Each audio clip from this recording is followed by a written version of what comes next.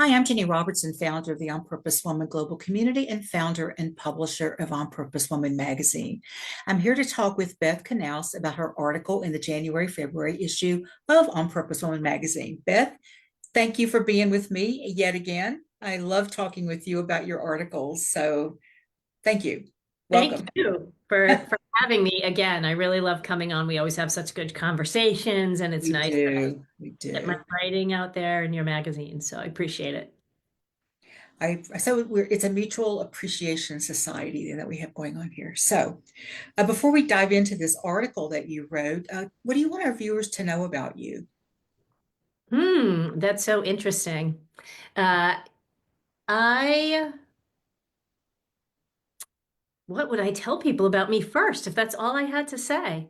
Yeah. I really like to champion people, particularly women, to step up and to stand out and to not fit in. And I think that's what a lot of this article is about that I have in the magazine this month. And I know it's something that for us, it's subconscious to fit in when really we might want to stand out a little bit. And we have this block. So. Mhm.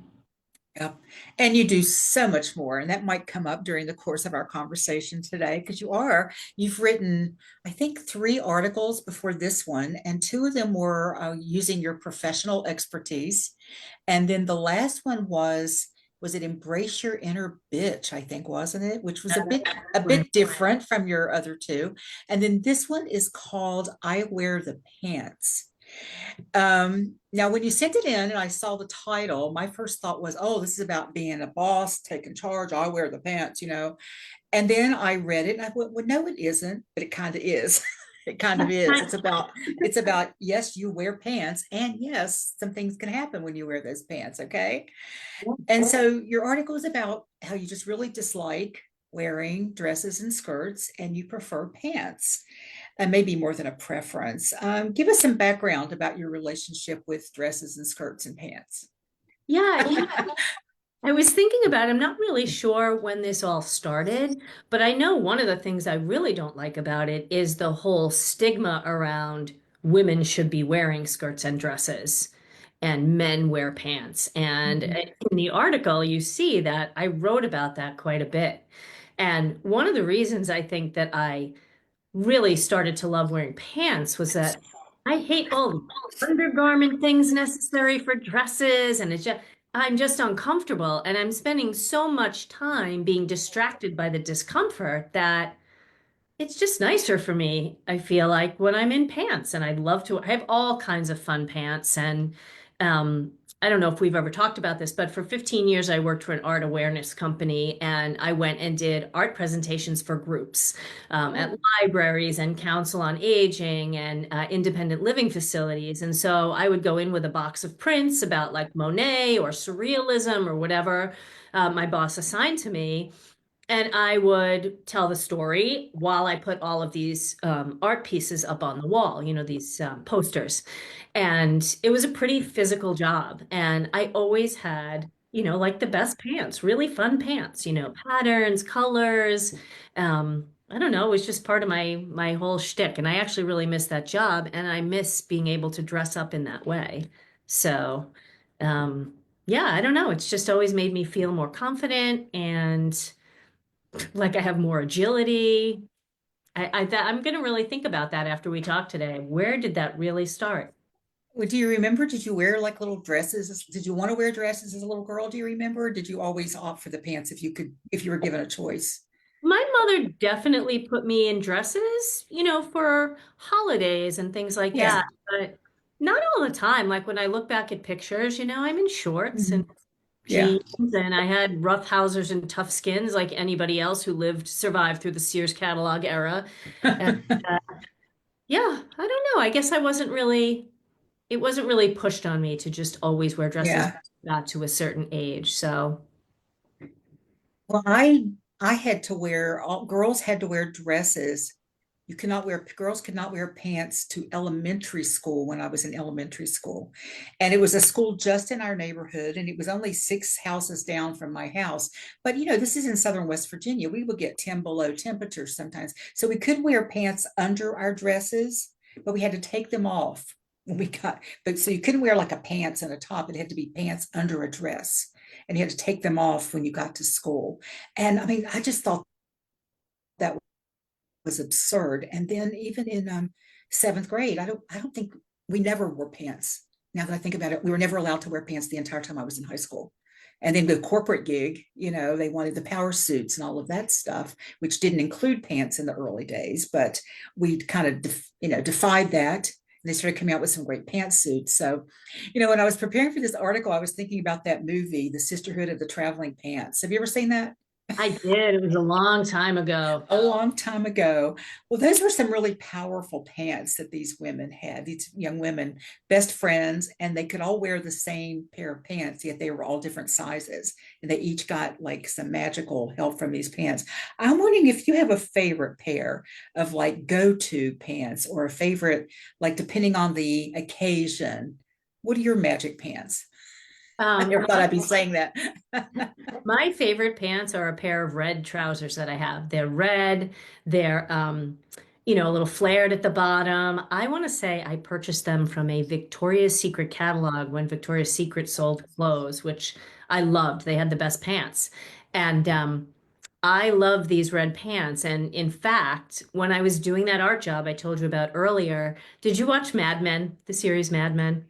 Only a little bit. I never got into it. Yeah. So it was all about advertising. And of course, Don Draper was like the head guy. He could win the accounts and this and that. And my boss used to send me to the tougher locations where she knew that people might give me, challenge my knowledge of art history and that sort of stuff.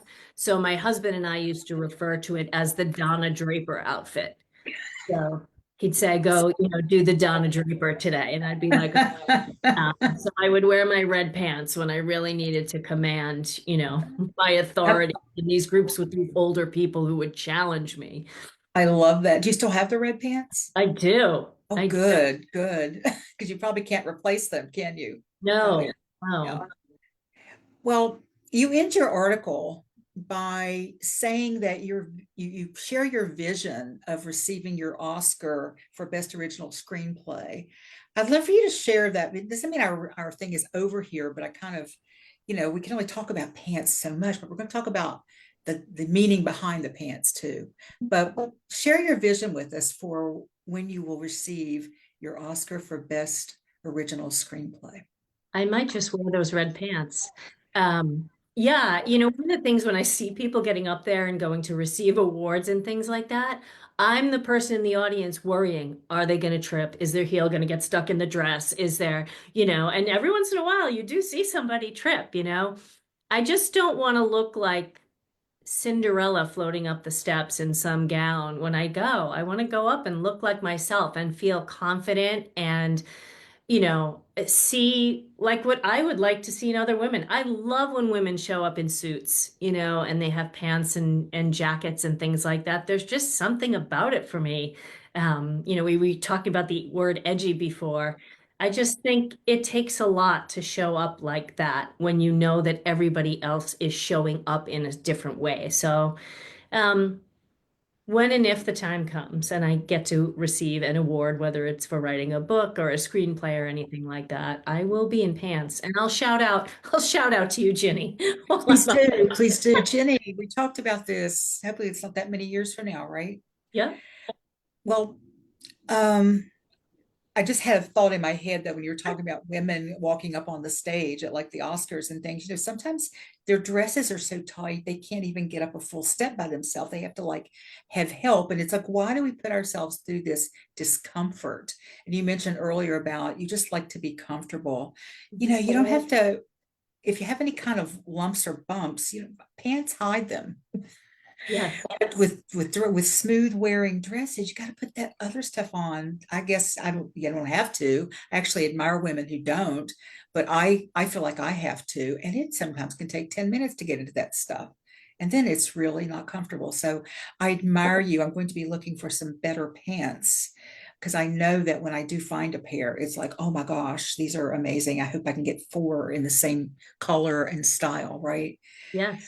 Let's go a little bit deeper here to the other part of the pants wearing. you mentioned that when we are comfortable, we're more confident. We're not worrying about things falling out or things or tripping or any of that. We can also command a room a little bit differently, maybe. So say some more about that, the hidden benefits, if you will, of not just of wearing pants, but of wearing things that really define us and we really feel comfortable in. Yeah.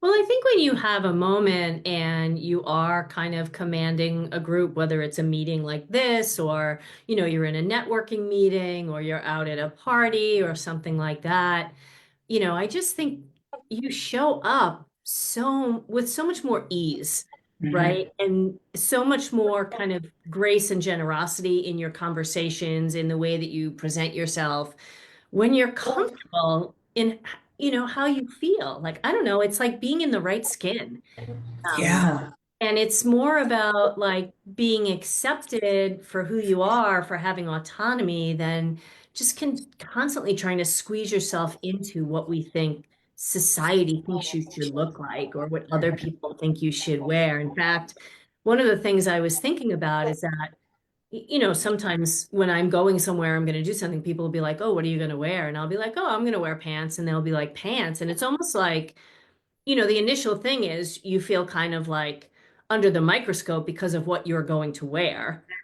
And sometimes for the other person, they're questioning themselves of, why am I not doing what she's doing? Yeah. I didn't know it was even okay to wear pants to something like that. I mean, that's Right. probably some of the thoughts, right? Yeah. Yeah. Yeah.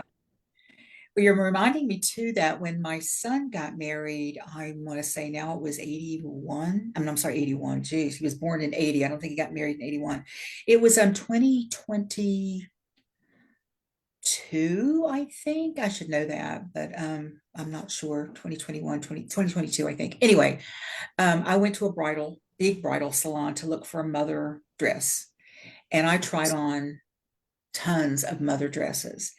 And I knew I would have to have them altered, but still, some of them were so heavy, Yeah. the beading, and just, oh, it was just awful. And I was ready to go home. And this woman who was helping me said, let me go look one more place.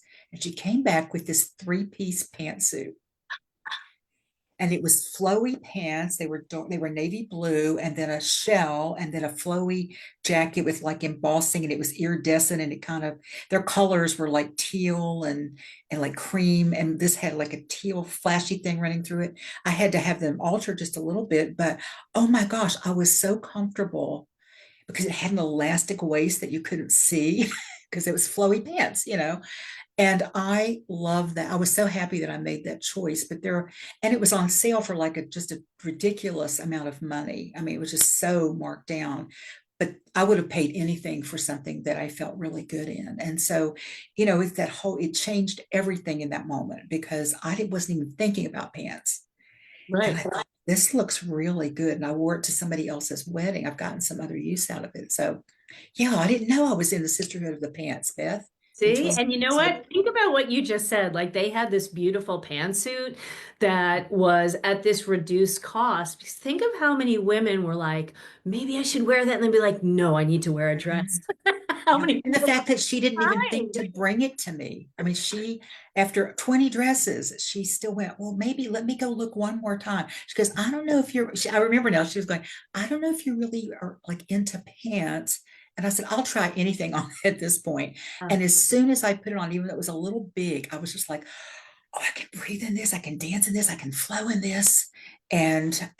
So thank you for that reminder because I need more pants in my wardrobe. I mean, I don't wear dresses that much either, but I need more versatile new pants in my wardrobe. So Um, my daughter got married in 2023, and I had had a little bit of a challenging year health-wise, wasn't really feeling myself, and I was determined, like, oh, I'm going to wear a jumpsuit or a pantsuit. I just couldn't find something that I really liked that was unique or different. And I ended up wearing a dress. And it was a beautiful dress. If it had to be a dress, this was a great dress. mhm. However, like, I look back on it and I'm like, oh my God, I was so not comfortable in that dress. Yeah, And I got more compliments in the dress, but yeah, it's interesting. And yes. one prime moment where I made the pants decision was, so I have three kids, and My son is the youngest, and he was becoming a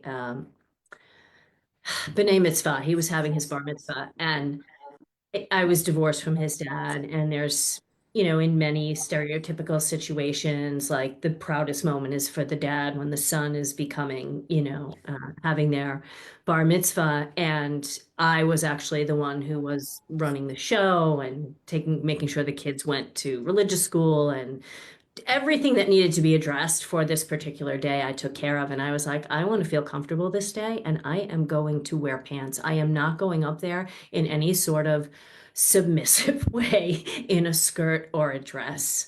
Um, and I look back, I I love earned those these pants, pictures. man. Yeah, yeah. And I loved that outfit. But I remember, like, even my daughters were like, wow, she's going to wear pants. And I was like, yes, I am going to wear pants. Wow, wow. Well, yay you. And may women watching this who just haven't thought about it. You can find pants for any occasion. You Yeah. can, there's nothing out there you can't wear pants to, unless Yeah. somebody has a rule and they won't let you in the door, and then they're not your people. So it's okay. Yeah. Yeah.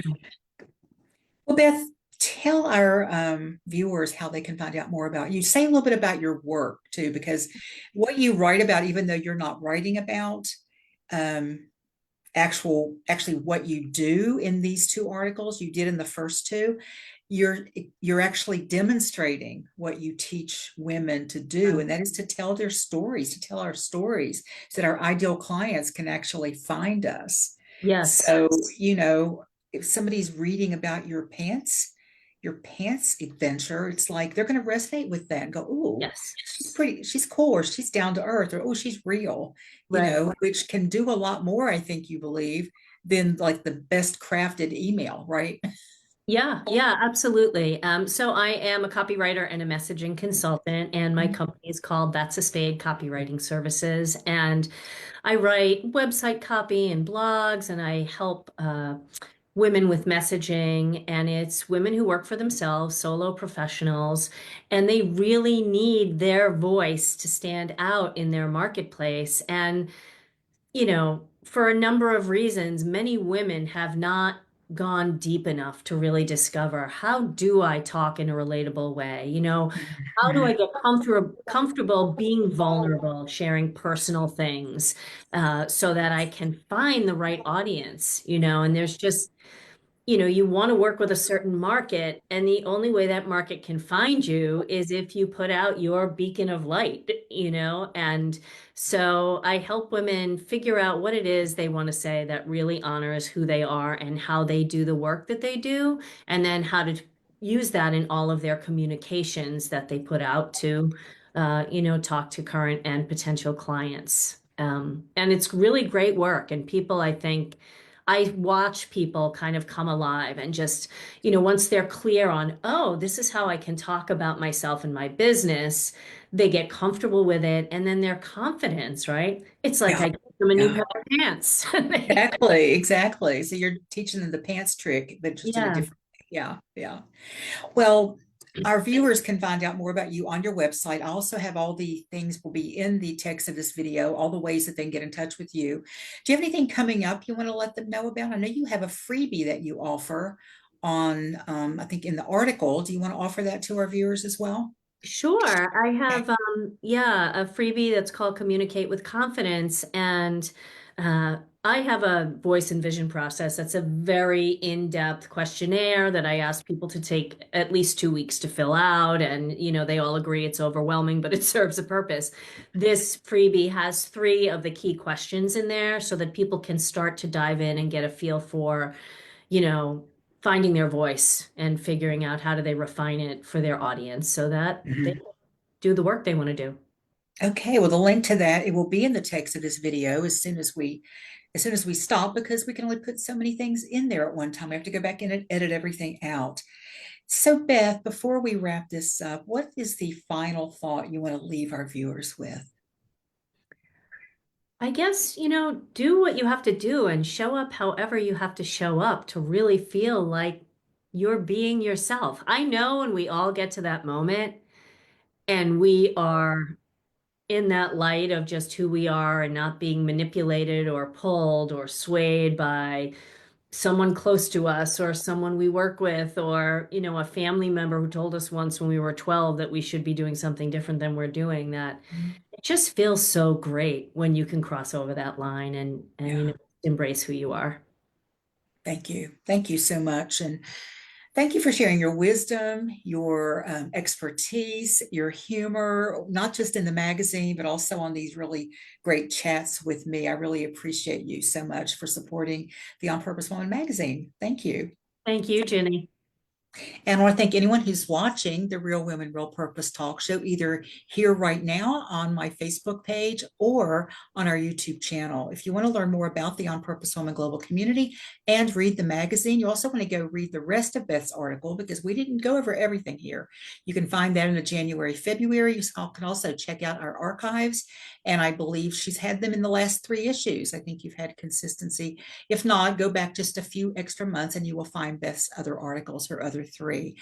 And so you can also click on the link in the text of this video to go to my website. And while you're on our YouTube channel, check out all the other women there. There's also some other interviews with Beth and a lot of other women too who are living their lives on purpose, sharing their unique gifts on the planet and bringing you some really, really great info.